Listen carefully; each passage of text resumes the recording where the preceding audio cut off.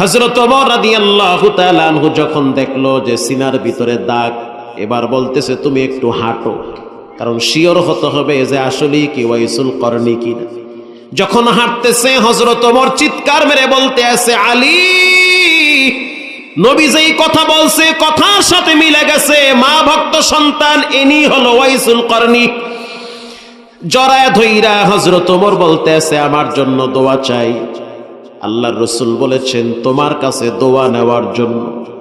চিন্তা করেন, ওমরকে বলেছে ওয়াইসুল করনির কাছে দোয়া চাইতে, হযরত আলীকে বলেছে তুমি দোয়া চাও তোমার জন্য। এজন্য ভালো মানুষদের কাছে দোয়া চাইতে হয়।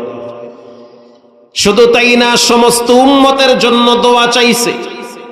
ওয়াইসুল করনি রাহমাতুল্লাহি আলাইহি চোখের পানি ছেড়ে বাচ্চাদের মতো ফুফায়া কান্দে আর কয়, আল্লাহ, মায়ের খেদমতের কারণে আমার মর্যাদা এতটাই বাড়াইছেন আমি কল্পনাও করতে পারি না।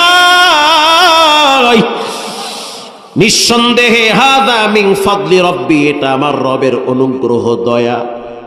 তো চিন্তা করেন, আব্বা আম্মার জন্য হলো নবীজি রহমত। নবী যদি না বলতো ওয়াইসুল করনি জীবনেও মায়ের খেদমতে থাকতো না।